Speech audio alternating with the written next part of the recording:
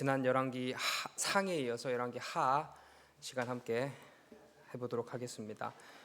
지난 이야기 짧게 또 함께 나누어 보면요, 왕은 있지만 왕은 없는 시대라고 이제 정의 내릴 수 있다라고 보았습니다. 가장 강력한 시대였죠. 이 솔로몬이라는 가장 부강한 이스라엘 역사상 이 전무후무한 가장 강력한 군사력과 재력을 소유한 시대가 솔로몬의 다윗 왕의 그 노력과 하나님께서도 주신 복들이 이제 집약되어서 가장 어쨌든 어쩌면 화려했던 시대가 바로 솔로몬의 시대라고 볼 수 있었을 텐데요. 그러나 그 솔로몬이 그 가운데 하나님께 순종하지 않고 불순종을 하니 곧바로 하나님의 징계와 내리막길이라는 길을 걷게 됩니다. 역사상 최악의 시대로 바뀌게 된 거죠. 역사상 최대 가장 강한 시대에서 역사상 최악의 시대의 국면을 맞이하게 되는 겁니다. 솔로몬 이후에 펼쳐지는 그 수많은 시간 속에서 이제 그들에게는 왕이라는 게 세워졌고 권력이라는 게 주어졌는데 그들이 악을 행하는 거예요.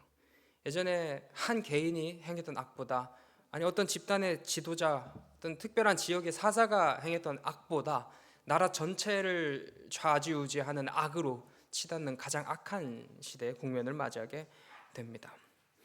이런 악함 가운데에서도 무엇이 남아 있었냐면 하나님의 언약이 남아 있었다는 거죠. 하나님 다윗과 언약을 맺어 주셨습니다. 내가 너의 아버지가 되어 주겠다. 이 말은 징계는 하되 내가 너의 왕조를, 너의 아들을, 너의 후손을 버리지는 않겠다라는 하나님의 약속이 다윗과 맺어 주신 언약이 있었습니다. 이 혈통적 왕조를 유지시켜 주시겠다는 하나님의 약속인 거예요. 이 약속을 통해서 드러나는 건 뭐냐면은 이스라엘은 실패하죠. 인간은 실패합니다. 그러나 하나님은 여전히 신실하시다라는 이야기가 열왕기 상에서 울려 퍼졌습니다. 그리고 두 번째, 그 가운데 끊임없이 하나님께서 누구를 보내시냐면 선지자들을 보내세요. 그 악한 와중에, 그 최악의 시대 와중에도 하나님께서 그들을 버리지 않으시고 그들을 내치지 않으시고 그들에게 끊임없이 선지자들을 보내주신다라는 겁니다. 이 선지자들을 보내서 하나님께서 원하셨고 바라셨던 건 뭐냐면은 그냥 그들에게 너희의 심판이 있을 거야, 너희 이제 끝이야가 아니라 돌이켜라 였죠. 회개와 돌이킴을 하나님께서 선포하신 거예요. 끊임없이 그들에게 계속 기회를, 그 악한 와중에도 선지자를 보내셔서 그들을 살릴, 그들을 돌이킬 기회를 계속 제공해 주셨다라는 하나님의 사랑을 또 볼 수 있었습니다. 이제 열왕기 하로 넘어와서요, 열왕기 하에 이제 초두에 등장하는 이야기가 엘리사 이야기입니다. 엘리사 이야기는 제가 생각했을 때는 어떠한 분명한 목적을 가진 하나님의 메시지라고 생각을 합니다. 이때 목적은 하나님의 권능, 하나님의 전능하신 이 그 목적이라고 생각됩니다. 엘리사 이야기를 통해서 저희가 볼 수 있는 수많은 이적들, 기적들이 있습니다. 이 기적들을 통해서 저 악한 왕이 아니라 진정한 이스라엘의 왕은 나 여호와 하나님이다 라는 사실을 엘리사 기적을 통해서 하나님께서 분명하게 보여주십니다. 그리고 이 아람과의 전쟁 이야기고 있고 나아만, 이제 병이 나은 나아만 사건이 등장을 하는데요. 이 이야기는 무엇을 의미하냐면 이스라엘을 넘어서 이스라엘에만 하나님이 하나님 되심이 아니라 이스라엘 넘어 저 이방 땅에도 온 우주 만물 가운데도 하나님은 하나님이 되신다, 하나님은 권능에 전능하신 하나님이시다를 분명하게 알려주신 사건이 이 열왕기 하에 등장합니다. 예전에도 나눴던 것처럼 고대 근동의 어떤 신관에 따르면요, 그 지역의 신은 그 지역을 벗어나서는 힘을 발휘하지 못한다라고 믿었습니다. 그 지방 안에서만 영향력을 행사했다고 믿었고요, 또 한 나라와 한 나라와 전쟁을 했을 때 이긴 나라의 신이 진 나라의 신보다 강하다, 그래서 이 나라의 신이 이 나라에 영향력을 행사할 수 있다로 이해했던 시대 가운데에서 하나님은 어떤 모습으로 보여주시냐면은 그 지역에만 국한된 신이 아니라 이 땅에도 저 땅에도 온 우주 만물 가운데도 역사하는 신이 바로 나 여호와 하나님이다 라는 것을 분명하게 알려주시고, 너희들 생각하는 그 신관 틀렸다, 그거 다 거짓이다, 내가 참신이다를 분명하게 보여주신 사건이고요.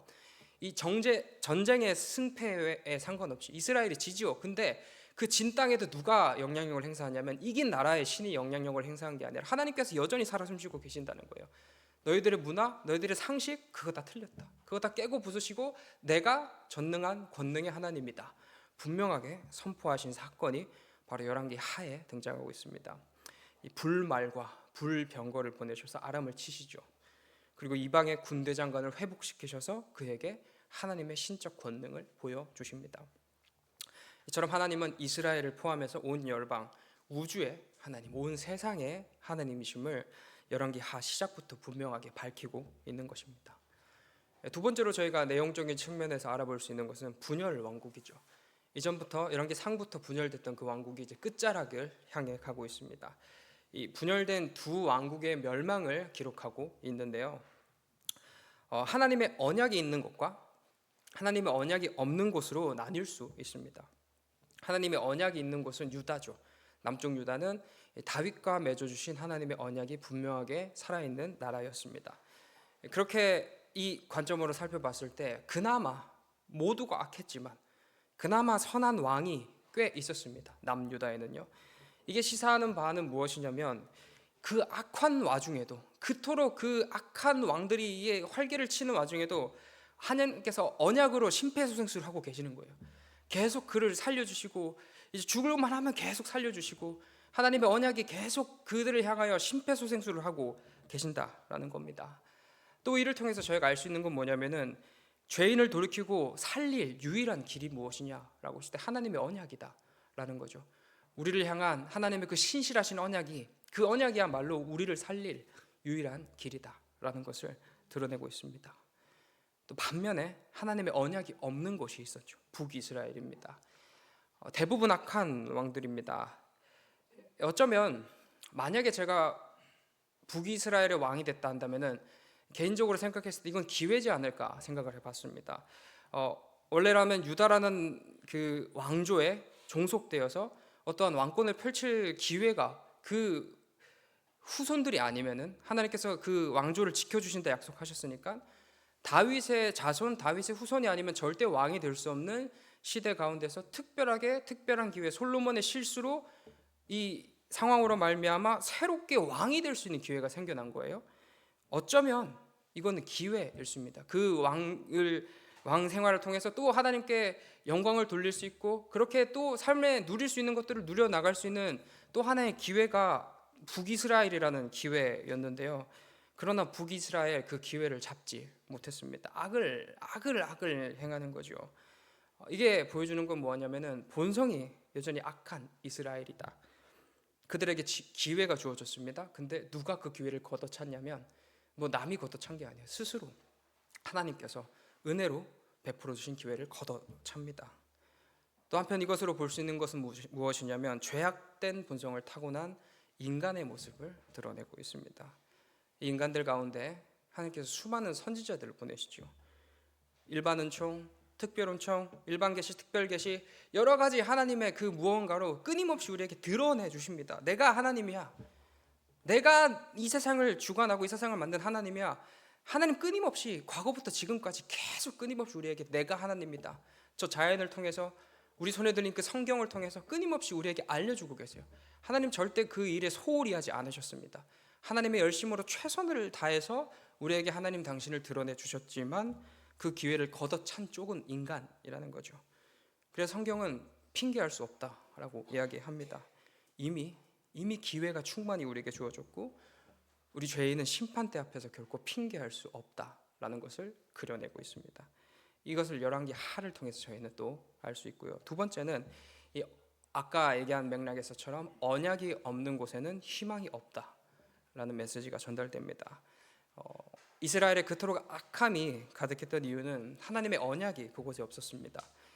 물론 이 전체적인 측면으로 보았을 때는 그들 중에도 언약이 다 있는 사람이 있었을 겁니다. 다윗 언약 이전부터 이어져 내려온 언약이 있었기 때문에 하나님께서는 그들을 살릴 선지자를 그곳에 또 보내시는 거예요. 근데 이 열왕기 상하에서 포커스를 맞추고 있는 것은 다윗 언약의 개념인 것 같습니다. 이 열왕기 하가 강조하고 있는 것은 언약이 있냐, 언약이 없냐, 특별하게 다윗의 언약이 있냐, 다윗의 언약이 없냐에 포커스를 맞추고 있는데요. 이 언약이 없는 이스라엘이 얼마나 악하고 처참하게 무너지는지를 그려내고 있는 것입니다. 다른 말로는 언약에 신실하신 하나님께서 어떻게 그 언약을 하나님께서 신실하게 이행하고 있는지를 유다의 모습과 이스라엘의 모습이 비교되면서 그려지고 있는 것이죠. 어, 이런 측면에서도 놓고 보면 우리의 희망은 다시 또 언약으로 돌아오게 됩니다. 우리들의 힘, 우리들의 강함, 우리들의 능력이 우리를 살리는 게 아니라 하나님의 말씀이, 그 진리의 언약이 우리를 살린다. 하나님의 신실하심이, 하나님의 열심이, 하나님의 은혜가, 하나님의 사랑이 우리를 살릴 수 있는 유일한 길이다. 이런 측면에서 열왕기 하가 저희에게 외치고 있는 것은 오직 하나님만이 우리의 답이다 라고 함께 나눠볼 수 있을 것 같습니다. 열왕기 하의 정보와 복음과의 연결성은 지난 시간에 함께 나누어서 넘어가도록 하겠습니다. 마지막으로 이제 키워드로 이해하기 부분인데요. 이 키워드 열왕기 하가 무엇을 얘기하고 있을까라는 것을 한번 묵상해봤을 때 저는 경외라는 단어가 떠올랐습니다. 이 경외라는 단어를 한번 생각해 보면은 거룩한 두려움이라고 얘기할 수 있을 것 같고요. 또 경건한 공경심이라고 얘기할 수 있을 것 같습니다. 저희의 존경과 사랑하는 마음으로 그 대상을 살피고 조심하는 거예요. 존중하고 존경하며 조심하는 거. 그냥 무서워서 두려워서 벌벌 떠는 게 아니라 그 대상에 대한 사랑이 담겨 있는 행위가 바로 경외라는 행위인 거예요. 이 경외는 그래서 사랑의 또 다른 표현이라고 생각이 됩니다. 그런데 저희는 종종 이 경외라는 단어를 쓸 때요, 경외는 사랑이 아니지라는 생각을 하곤 합니다. 또 어쩌면 저희가 우리 하나님을 이 말로는 경외한다라고 표현하지만 저희 마음속에 솔직한 그 내막을 들여다봤을 때 하나님을 경외의 대상으로 여기지 않기도 하기도 할 것입니다. 이런 이유는 이게 사랑이라는 정의가 너무 저희의 정의 가운데, 마음 가운데 그릇되게 정의되어 있다 보니까 이 모든 것을 사랑이라는 이름으로 합리화시키는 거죠. 그렇게 하나님을 오해하는 거예요. 하나님은 사랑의 하나님이시니까, 하나님은 사랑이시니까 이런 저희만의 정의를 내려서 하나님은 이런 분일 거야, 이런 분이어야 해라고 이렇게 오해를 만들어내는 것이죠. 마르키온이라는 초대교회 이단이 있었습니다. 이 이단은 사랑의 하나님을 굉장히 강조한 이단이었는데요. 그래서 구약의 하나님은 폭력적인 하나님이다, 사랑의 하나님이시라면 그렇게 폭력적인 모습을 보일 수 없다라고 얘기하면서 그 하나님은 하나님이 아니다라고 정의를 내립니다. 그래서 구약 성경을 성경으로 인정하지 않게 됩니다. 이것은 사랑의 하나님이라는 개념을 오해한 가장 극악한 예 중에 하나이지 않을까 싶습니다. 우리가 이 정도는 아니지만 저희도 종종 하나님을 오해하곤 합니다. 저희가 생각하는 어떠한 사랑이라는 틀에 하나님을 맞추죠. 사랑의 하나님이시라면 마땅히 나에게 이런 걸 해주시겠지. 하나님은 사랑이시니까 이런 모양일 거야, 이런 모습일 거야. 예, 맞습니다. 우리 하나님, 우리 저 새벽 기도회를 통해서 계속 들었던 것처럼 한없는 사랑, 진짜 사랑의 하나님이 맞으십니다. 그러니 저희와 같은 죄인도 구원하여 주신 게 맞고요. 저희가 늘 실패하죠. 이스라엘의 역사와 저의 인생이 별반 다를 바 없을 것 같습니다. 그 실패와 좌절, 넘어짐에도 불구하고 우리를 살려주시고 갱신하여 주시고 또 갱신하여 주시고 지켜주시고 또 지켜주시고 기회 주시고 또 기회 주시는 하나님이 바로 우리의 하나님이십니다. 그 기회조차 잡지 못하니까 당신께서 직접 내려오시기까지 하셔서 우리 멱살을 잡고라도 구원하여 주시는 그 사랑이 바로 사랑의 하나님의 사랑이 맞습니다. 그런데 저희가 기억해야 될 거는, 제가 영화의 한 대사가 생각나는데, 어떤 영화에서 호의가 계속되면 그게 권리인 줄 안다라는 대사가 있는데요, 하나님의 호의, 하나님의 사랑이 계속되니까 저희 죄인들 입장에서 그게 마땅히 저희가 마땅히 누려야 할 권리라고 착각을 하게 되는 겁니다. 하나님의 사랑이 은혜와 감격과 기쁨이 아니라 당연한 내가 받아 누려야 될 권리가 되었고요. 그러니 내가 원하는 방식으로 하나님께서 사랑해 주셔야 해. 그렇지 않으면 화가 나는 거죠. 하나님 왜 사랑하지 않으세요, 나를? 내가 원하는 사랑이란 걸 그려놓고 하나님 이대로 사랑해 주셔야 되는데 왜 나에게 그런 사랑을 주지 않으세요? 라며 하나님을 부정하고 거부하는 지점에까지 이르게 되는 겁니다. 예, 이렇게 저희들의 오해가 깊어지면 하나님은 회초리를 드시기도 하십니다. 공의라는 회초리를 드시는 거죠. 열왕기 하는 이를 분명하게 밝히고 있습니다. 아무리 하나님께서 사랑하는 이스라엘 언약 백성이지만 그들이 한없이 그릇 행하니까, 그렇게 착각하고 그렇게 자기 마음대로 살아가니까 하나님께서 공의의 회초리를 그들에게 드시는 것입니다. 열왕기 하 초두에 등장하는 엘리사의 이야기가 이를 분명하게 드러내고 있는데요. 첫 번째 등장하는 기적 사건이 뭐냐면은 여리고 성읍에 물이 좋지 않았습니다.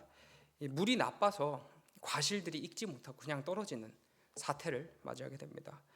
그래서 그 물에 엘리야가 뭐라 하냐면 소금을 뿌리죠. 소금을 뿌리니까 물이 바로 고쳐졌습니다. 근데 이 소금, 저희가 이 레위기 말씀을 통해서 들었듯이 하나님의 영원한 언약을 상징하는 게 바로 이 소금이죠. 악한 그 그릇됨 가운데 언약의 소금이 뿌려지니까 고쳐지고 살아나는 거예요. 아무리 죄악 가운데 있어도 하나님의 그 신실하신 언약이 담긴다면 그것은 소생하게 되고 살아나게 된다라는 겁니다.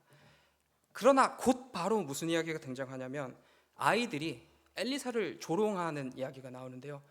조롱하는데 죽어요. 그냥 아이들이 곰에게 찢겨 죽어요. 저희로 생각해 보면 좀 가혹한 이야기지 않을까 생각이 들기도 합니다. 그냥 철없는 아이들의 장난인데 어떻게 그 아이들을 하나님께서 곰으로 찢어 죽이실 수가 있지라고 생각할 수도 있겠으나 이 이야기가 보여주고 있는 것은 그저 아이가 한 사람을 놀린 이야기가 아니라는 거죠. 아이들이 저주한 대상은 하나님의 언약이었던 것입니다. 엘리사가 펼쳤고 보여줬던 하나님의 언약을 향해서 아이들이 조롱을 하였고, 이에 반증되는 것, 하나님의 언약을 조롱하고 저주하는 자, 신뢰하지 않는 자, 그 대상을 막론하고 하나님의 공의의 심판이 임한다라는 사실을 분명하게 이 이야기를 통해서 드러내고 있습니다. 이 두 이야기, 이 전체적인 이야기가 그려내고 있는 것은 그렇기 때문에 우리는 하나님을 경외해야 된다입니다. 하나님은 그 어떤 대상도 맞지만 특별하게 경외의 대상이심이 분명합니다. 이 사랑의 하나님이라는 우리들의 틀로, 우리들의 기준으로 하나님을 오해해서는 안 된다라는 것을 분명하게 밝혀주고 있습니다. 사랑의 하나님이란 이유로 우리는 너무나도 하나님을 무례하게 대하곤 합니다. 정말 진짜 하나님께서 우리의 친구 되셨다고 하시니 정말 진짜 우리의 친구라도 되신 것처럼, 좀 심하게 표현하면 이제 엘리사를 아이들이 놀리는 것처럼, 조롱하는 것처럼 우리 마음대로 하나님이라는 그 신적, 그 위엄 있는 존귀하신 존재를 내 마음대로 그려놓고 하나님 이러셔야 합니다, 하나님 저러셔야 됩니다, 하나님 나에게 있어서 이런 하나님이셔야 됩니다 라고 우기고 있는 것입니다. 사랑의 하나님이시니 하나님 이거 주셔야죠, 하나님 사랑이시면 나에게 이렇게 대하시면 안 되죠 라고 얘기합니다. 거듭 말씀드리지만 우리 하나님 분명 우리를 지극하게 사랑하신 하나님이 맞으십니다. 그 어떤 실패와 그 어떤 좌절에도, 그 어떤 죄악에도 우리를 사랑하시며 구원하시는 그 하나님이 맞으신데요, 이 이야기는 우리 쪽에서 꺼낼 카드가 아니라 하나님 쪽에서 말씀하시고 괜찮다, 내가 너를 사랑한다 말 꺼내실 하나님 쪽에서 꺼내실 카드라는 거예요. 하나님 사랑의 하나님이시잖아요. 저희가 어떻게 하나님께 그렇게 당당하게 요구할 수 있겠습니까? 하나님 근데 왜 그러세요? 저에게 그럴 자격이 없다라는 겁니다. 그냥 저희는 그저 값없이 은혜로 받은 그 사랑에 감격하는 존재들이지, 하나님 마땅히 저를 사랑해 주셔야 하잖아요 라고 저희가 당당하게 하나님께 요구할 수 있는 존재들이 아니라는 것이죠. 그렇게 우리는 더더욱 하나님을 경외해야 하는 것입니다. 이 거룩한 두려움을 가지고, 경건한 공경심을 가지고, 존경과 사랑의 마음을 가득 담아 하나님을 살피고 조심해야 되는 존재들이 바로 이 저희 그리스도인의 존재가 아닐까 생각이 됩니다. 죄 가운데 은혜가 있다고 해서 자유롭지 않으시길 소망합니다.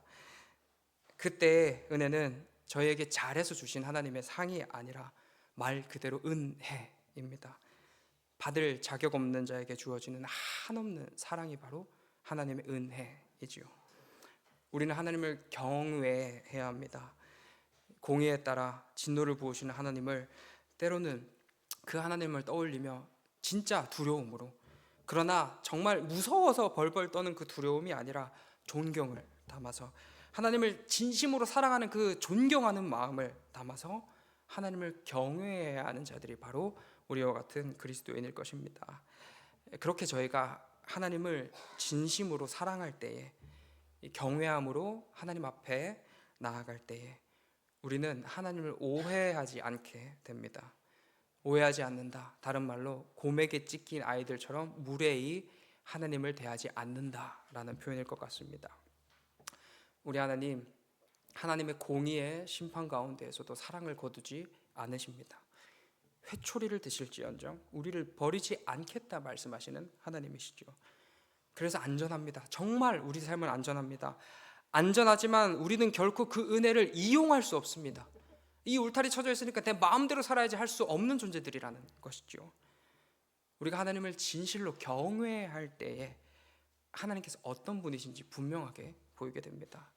하나님을 경외할 때에 우리는 하나님을 보다 정확하게 알게 됩니다. 그리고 하나님을 경외할 때에 비로소 우리는 우리들의 삶을 돌아보게 되고요, 우리들의 죄를 회개하게 되고요, 그로 말미암아 더 거룩한 모습으로, 때로는 그 삶을 살아내지 못하는 애통함으로, 그래야 내일은 좀 더 하나님 뜻에 합당한 삶 살아보겠다라고 다짐하는 우리의 인생으로 나아갈 수 있습니다. 하나님을 경외할 때 그 삶을 살아낼 수 있는 것입니다. 우리 모두 이 사랑의 하나님이라는 가장 안전한 울타리 안에서 우리 뜻대로 우리 마음대로 하나님을 재단하는 것이 아니라 있는 그대로 우리에게 보여주신 그대로의 하나님을 경외함으로 섬기고 사랑하는 우리 모두가 되시길 소망합니다. 기도하겠습니다. 사랑이 많으신 하나님 아버지, 그럼에도 불구하고 우리에게 한없는 사랑 부어주시니 감사합니다. 우리가 하나님을 마음대로 판단하고 생각하며 우리들의 뜻대로 하나님을 재단하여도 우리를 향한 하나님의 사랑을 거두지 않아주심에 감사합니다. 회초리를 드실지언정 우리를 끝내 지키시고 보호하신 하나님 참 감사합니다. 그러니 돌이키게 저희들의 마음과 생각을 지켜주시옵소서. 그러니 더욱더 하나님 앞으로 진실하게 나아가길, 그렇게 하나님을 경외하는 우리 모두가 될 수 있도록 하나님 역사하여 주시옵소서. 하나님의 인도하심 밖에 저희의 살 길이 없습니다. 하나님만이 우리의 답입니다. 그 인생으로 정말 그것으로 가득 찬 찬란하게 빛나는 그리스도인의 밝은 인생 살아갈 수 있게 인도하여 주시옵소서. 감사드리며 예수님 귀하신 이름으로 기도드립니다. 아멘.